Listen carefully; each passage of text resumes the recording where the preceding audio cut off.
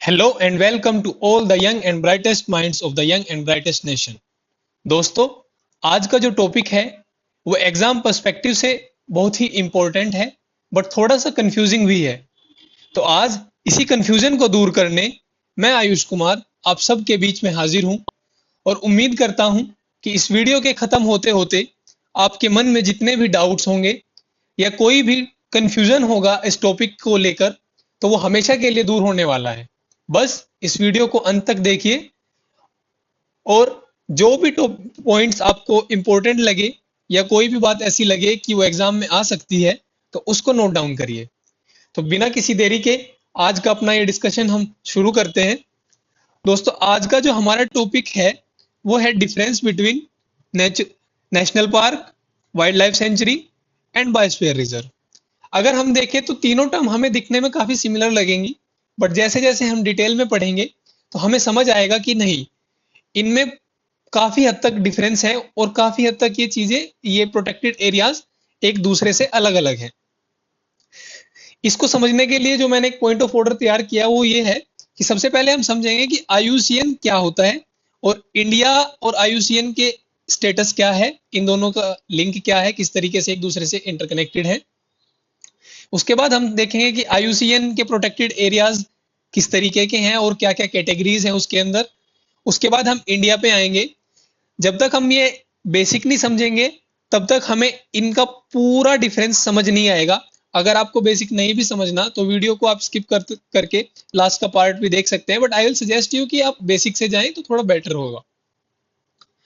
उसके बाद हम समझेंगे कि प्रोटेक्टेड एरिया नेटवर्क इंडिया में क्या है, जिसके अंतर्गत national park, wild life century, biosphere reserve, conservation reserve और कम्युनिटी रिजर्व, ये 5 चीजें आती है। तो हम इनको पूरे बेसिक से लेके एडवांस लेवल तक थोड़ा सा समझने का प्रयास करेंगे, ताकि एग्जाम में कोई भी क्वेश्चन इनसे रिगार्डिंग आए तो वो हम इजीली टिक कर सके। तो चलिए शुरू करते हैं। सबसे पहले हम जानने का प्रयास करते हैं कि आईयूसीएन है क्या। ठीक है, तो आईयूसीएन की अगर हम फुल फॉर्म देखें तो वो है international union for conservation of nature. ठीक है, मतलब ये एक ऐसी संस्था है, इंटरनेशनल लेवल की संस्था है, ऑर्गेनाइजेशन है जो नेचर को कंजर्व करने का काम करती है। ठीक है, तो 5 अक्टूबर 1948 को ये बनी थी और इसका हेडक्वार्टर है ग्लैंड, स्विट्जरलैंड में। ये चीजें हम नोट डाउन कर सकते हैं क्योंकि ये किसी भी स्टेट या स्टेट पीसीएस एग्जाम में डायरेक्टली पूछ सकते हैं। ठीक है, इसका मोटो है together for life and livelihood. ठीक है, ये अगर देखें हम तो लगभग 1400 governmental and non governmental organisations इसके जो है मेंबर्स हैं। ठीक है, इंडिया भी उनमें से एक इसका मेंबर है, जो आगे हम पढ़ेंगे अभी।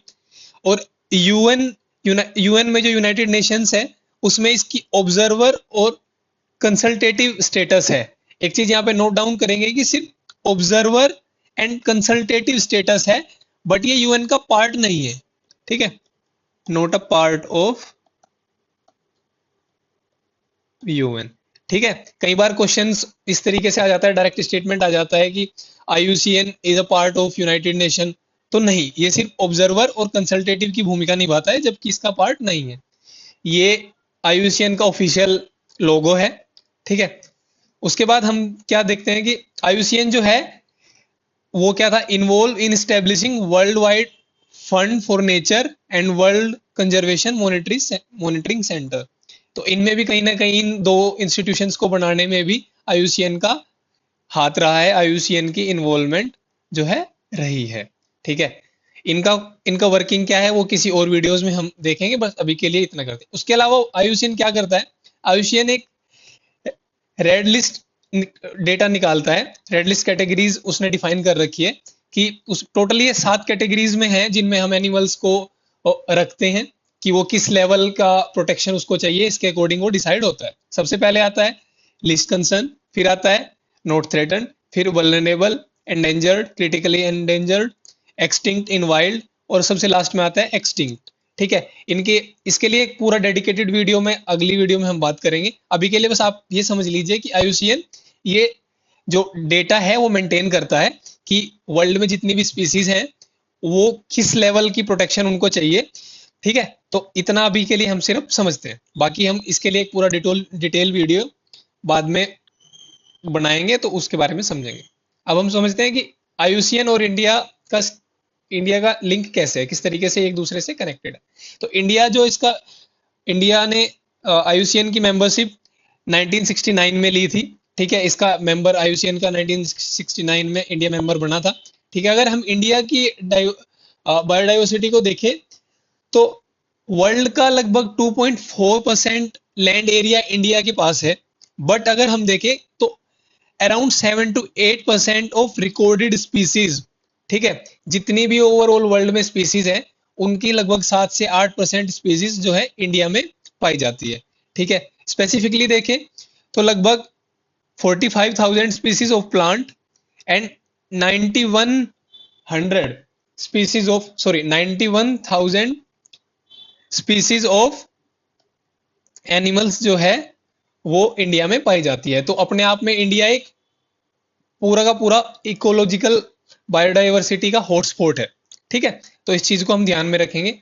अभी हम आगे पढ़ते हैं कि जो हम अपने टॉपिक पे धीरे धीरे आ रहे हैं कि आईयूसीएन के प्रोटेक्टेड एरियाज जो हम आज national park, wild life sanctuary, conservation reserve, community forest, biosphere reserve, इन सब की बात करते हैं तो कहीं ना कहीं उनका जो आइडिया है वो यहां से डेराइव हुआ है।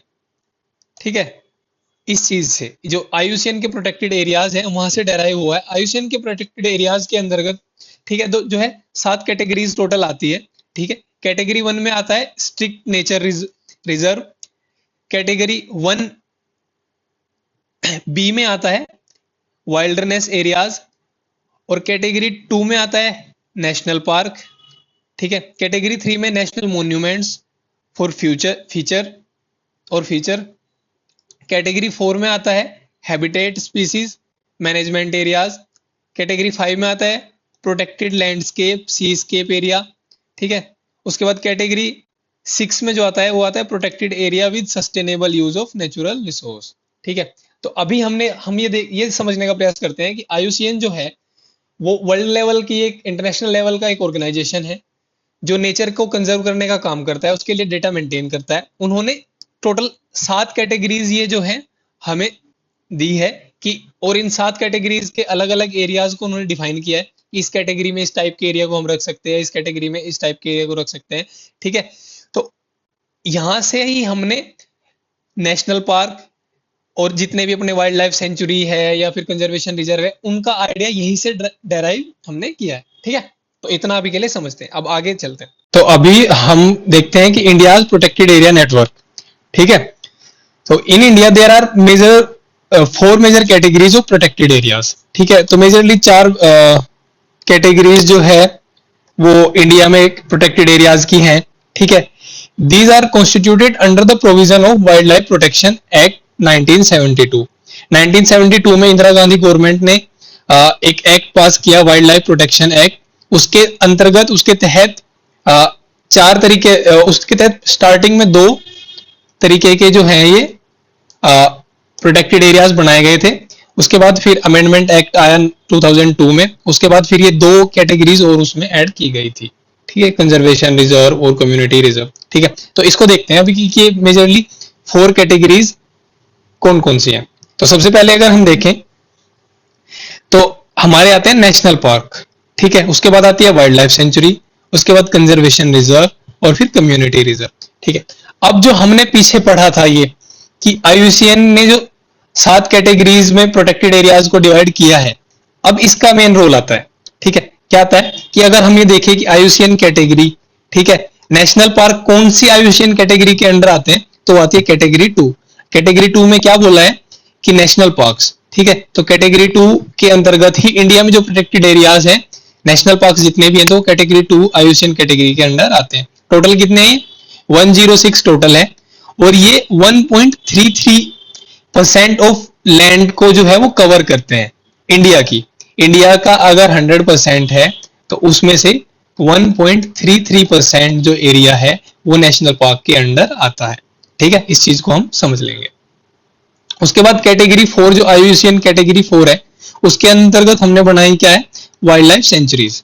ठीक है, वाइल्ड लाइफ सेंचुरीज को हमने कैटेगरी 4 जो IUCN की है वहां से ली है, वहां उसके अंतर्गत बनाया। ये टोटल 566 इन नंबर्स है, और अगर हम टोटल लैंड कवरेज देखें इंडिया का तो 3.72% ऑफ लैंड को ये जो है वाइल्ड लाइफ सेंचुरी कवर करती है।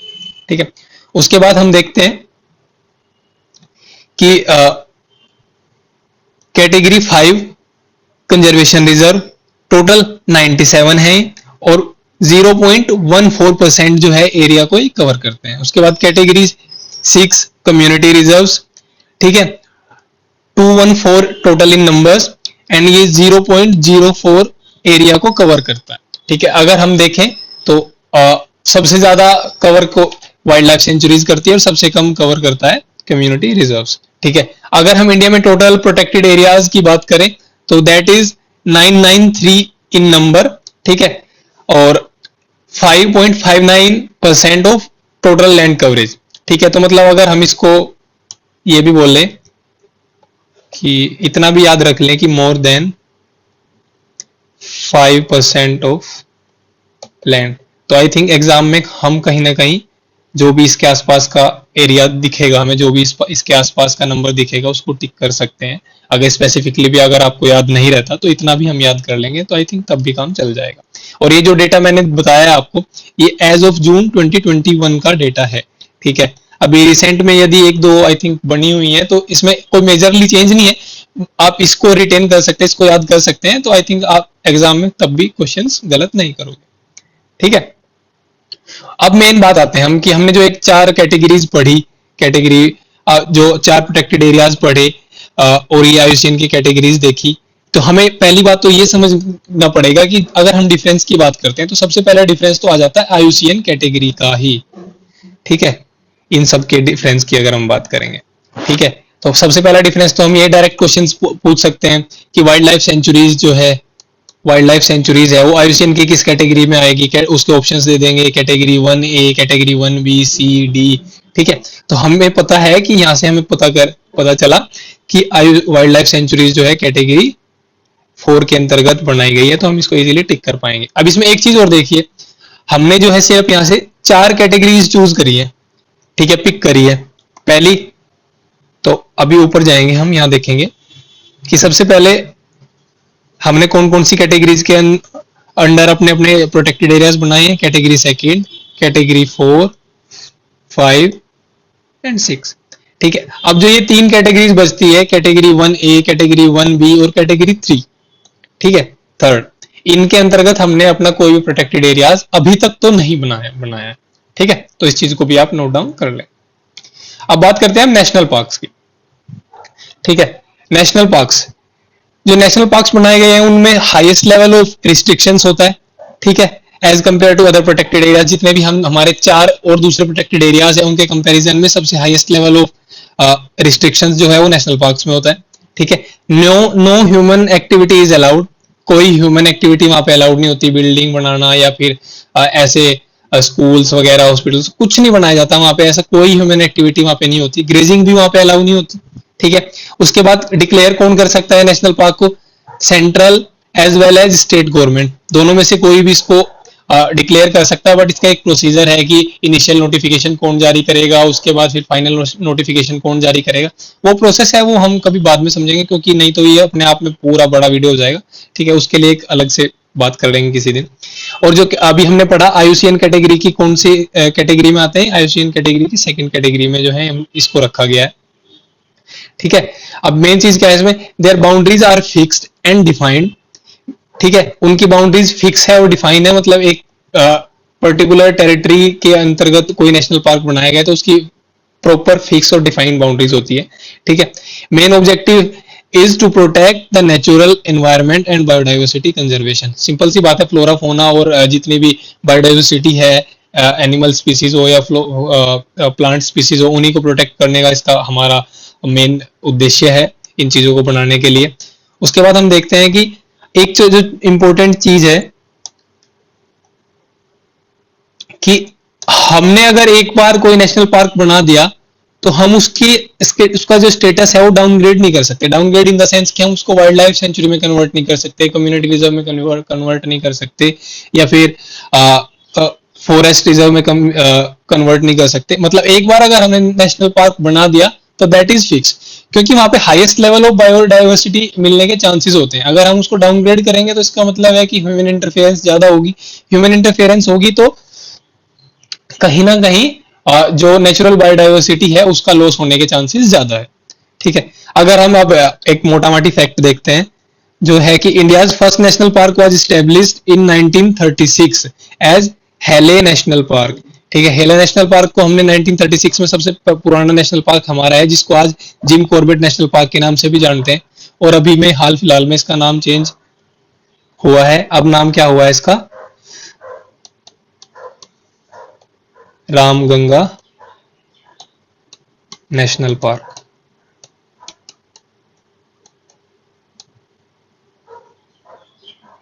ठीक है, तो अब हम इसको याद कर सकते हैं। ठीक है, और जो ये हमारा किसके अंतर्गत बनाया गया था? Wild life protection act 1972। ठीक है, इतना समझ आया। अब इसमें एक चीज और हम लोग ध्यान देंगे कि यहाँ पे टूरिज्म जो है,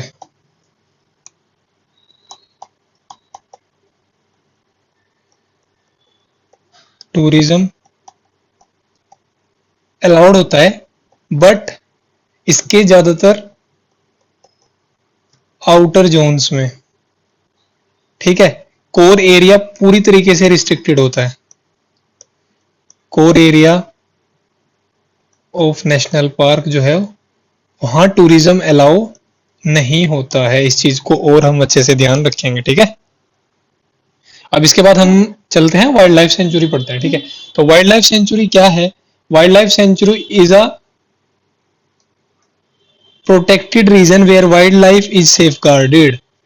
मतलब वो एरिया जहां वाइल्ड लाइफ प्रोटेक्ट करी जाती है, वाइल्ड लाइफ सेंचुरी कहलाता है। ठीक है, मेन मेन मोटी सी बात इसकी यही है। इसके बाद हम इसका ऑब्जेक्टिव देखते हैं कि it is to safeguard various animal species from poaching, competition, hunting and other threats. ठीक है, मतलब कि जितने भी एनिमल स्पीसीज हैं उनको पोचिंग, हंटिंग या कोई भी तरीके का थ्रेट अगर उनको है तो उससे बचाना इसका मेन ऑब्जेक्टिव है। अब इसमें एक चीज जो आप नोट करेंगे, in wild life sanctuary only fauna is protected and animal grazing is allowed. ठीक है, मतलब फोना मतलब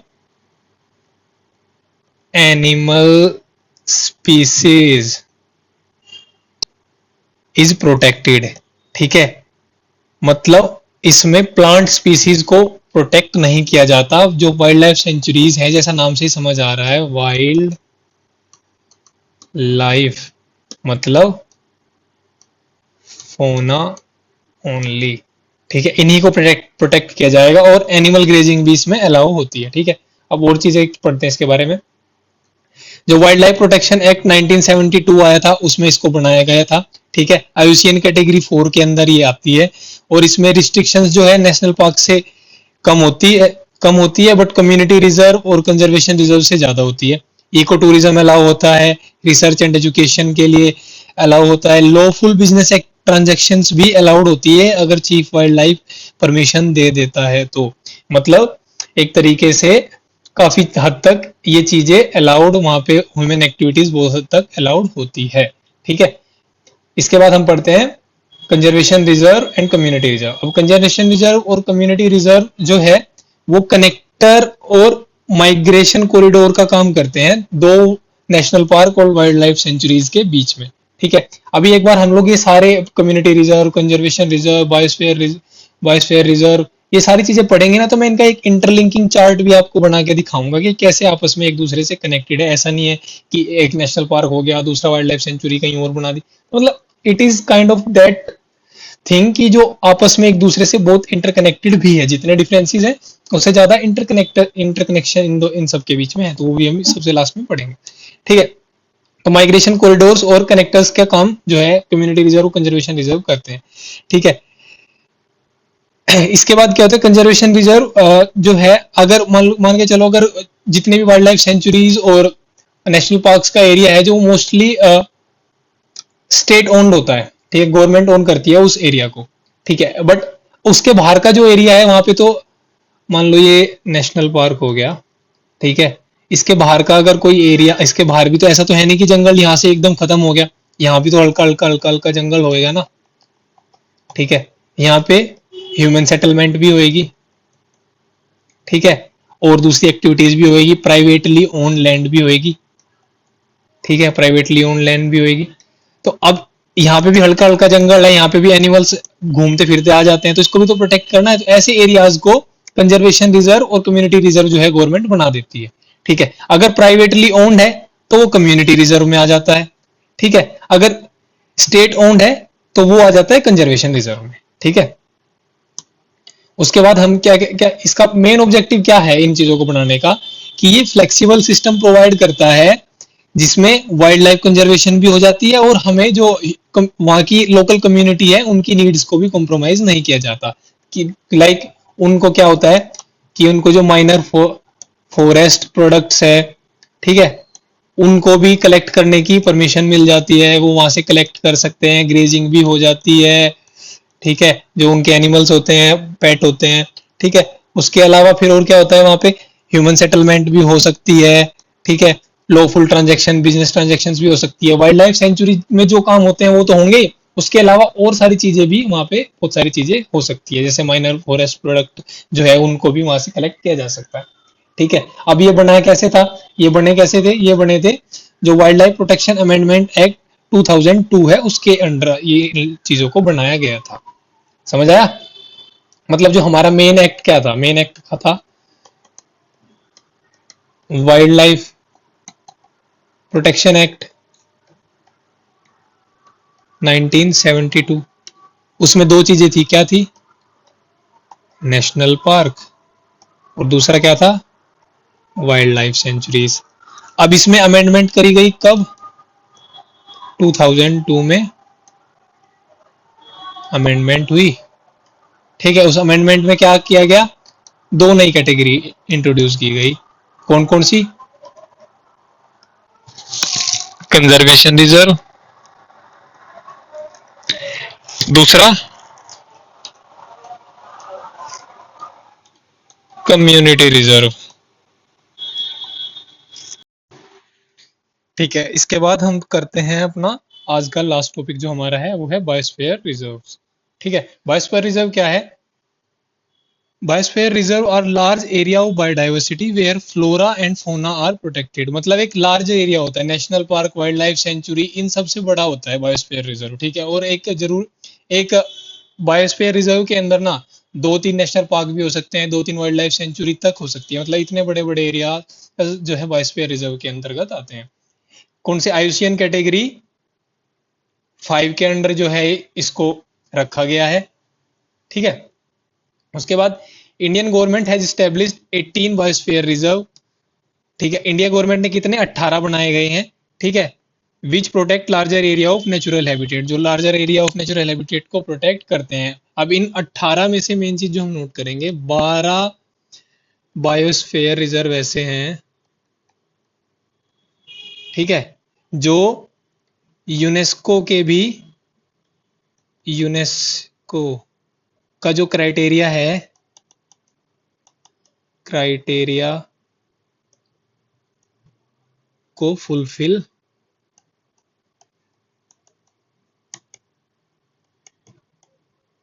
करते हैं, ठीक है। अब ये लिखा हुआ है ना नेक्स्ट लाइन में, biosphere reserve is a international designation by UNESCO. तो मतलब जो बायोस्फीयर रिजर्व का डेजिग्नेशन है वो इंटरनेशनल लेवल पे यूनेस्को के द्वारा दिया जाता है, बट लोकल लेवल पे, नेशनल लेवल पे इंडियन गवर्नमेंट ने भी बायोस्फीयर रिजर्व्स बनाए हैं, ठीक है।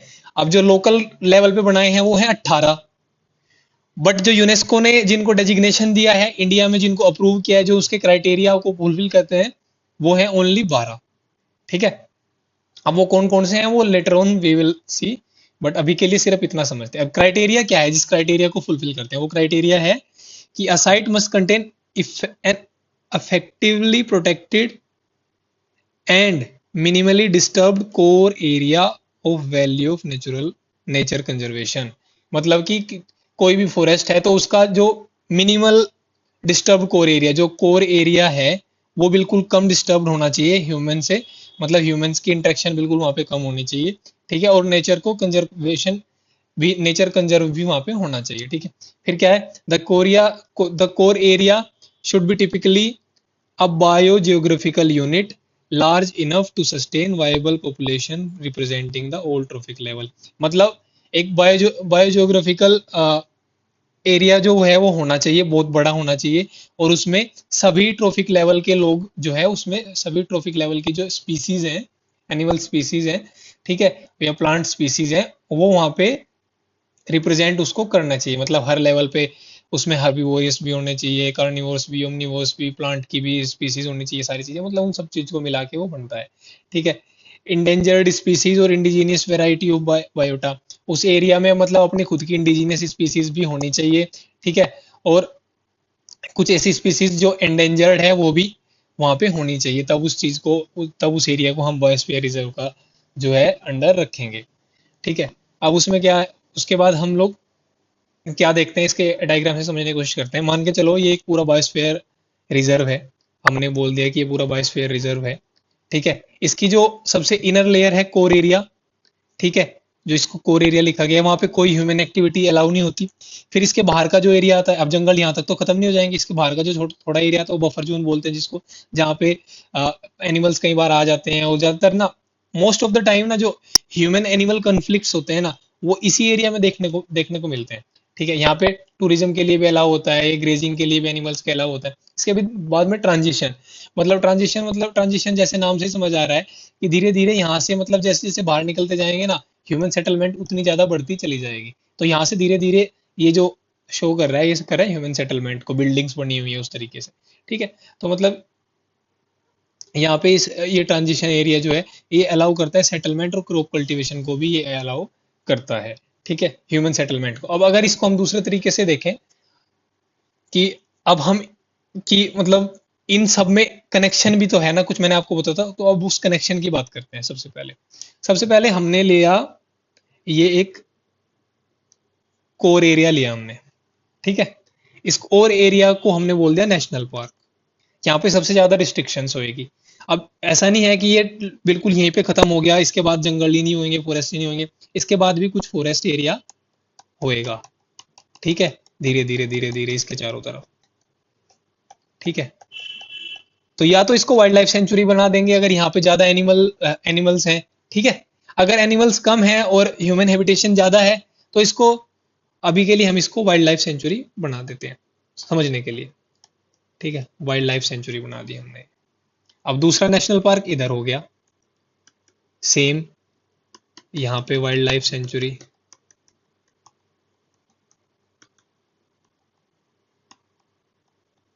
ठीक है, ये वाइल्ड लाइफ सेंचुरी होगी। अब जो ये एरिया बचा हुआ है, अब जैसे जैसे बाहर की तरफ आएंगे हम, ऐसे ऐसे धीरे धीरे पेड़ पौधे कम होने शुरू होंगे, ह्यूमन सेटलमेंट होना शुरू होगा, tribal people, human settlement, business activities, agriculture, ये सारी चीजें यहाँ पे होनी शुरू हो जाएंगी, ठीक है। बट एनिमल्स यहाँ पे ऐसा नहीं है कि यहाँ से यहाँ तक आए और यहाँ से वापस चले जाए, वो तो यहाँ भी आ सकते हैं। तो ज्यादातर एनिमल्स जितने भी हैं वो यहाँ से यहाँ तक आते जाते रहते हैं, अपना घूमते निकल जाते हैं चरते हुए, या फिर शिकार की तलाश में, या जो भी, ठीक है, अदर चीजें होती है। तो इस एरिया को भी प्रोटेक्ट करना जरूरी है, क्योंकि आज यहाँ, अगर यहाँ से हम प्रोटेक्शन शुरू करेंगे तो तभी तो वहां तक अच्छे से प्रोटेक्ट हो पाएंगी चीजें। अगर यहाँ पे थोड़ा कम प्रोटेक्शन है, ज्यादा है, तभी चीजें एक बेटर तरीके से संभल सकती है, ठीक है। तो इस एरिया को हम बोल देते हैं कंजर्वेशन रिजर्व, कंजर्वेशन रिजर्व या फिर कम्युनिटी रिजर्व, ठीक है। तो कम्युनिटी को भी हम उसके अंडर ले लेते हैं, मतलब उनका ट्राइबल कल्चर वगैरह सारी चीजें, और उस तरीके से होता है कि उनको यहाँ पे खेती वगैरह करना भी अलाउ होता है, माइनर फॉरेस्ट का भी, मतलब उनका लोकल की जितनी भी नीड्स हैं उनको भी फुलफिल करे, और कहीं ना कहीं मतलब ये एक कॉरिडोर पूरा का पूरा जो है वो बन जाता है, ठीक है। ये पूरा का पूरा यहाँ से यहाँ तक, इस नेशनल पार्क से इस नेशनल पार्क तक भी एनिमल्स जो है वो आ सकते हैं। तो ये कॉरिडोर का, बफर जोन का, उसका काम ये करते हैं। अब ये पूरा एरिया है, यहाँ पे बहुत सारे ये, ठीक है, ये पूरा जो एरिया है, अब अगर यहाँ पे बहुत सारी एनिमल स्पीसीज हैं, प्लांट स्पीसीज हैं, बायोडाइवर्सिटी अच्छी खासी है यहाँ पे, तो इसको फिर पूरे को बायोस्फीयर रिजर्व के अंदर ले लेते हैं। तो एक बायोस्फीयर के अंदर वाइल्ड लाइफ सेंचुरी भी हो सकती है, नेशनल पार्क भी हो सकते हैं, ठीक है, कम्युनिटी रिजर्व भी हो सकते हैं। तो मतलब जो बायोस्फीयर रिजर्व है वो एक वाइडर कंसेप्ट है, लार्जर कंसेप्ट है, ठीक है। अच्छा, तो मतलब कहीं ना कहीं जितने भी हमने चीजें पढ़ी एक दूसरे से इंटरकनेक्टेड है, ठीक है। आई होप आपको ये सारी चीजें समझ आई होंगी, और कहीं ना कहीं आपके जो डाउट्स थे, जो आपके कंफ्यूजन्स थे, वो भी कुछ हद तक दूर हुए होंगे। और मैं कोशिश करूंगा कि आगे भी ऐसी अच्छी वीडियोस, किसी भी जो टॉपिक्स होते हैं वो उनको कवर किया जाए इन वीडियोस में। आपको क्या लगता है कि और कौन से टॉपिक्स हो, तो आप कमेंट करके मेरे को बता सकते हो। आज के लिए इतना ही। थैंक यू सो मच ये वीडियो देखने के लिए, एंड आई होप आपको पसंद आई होगी।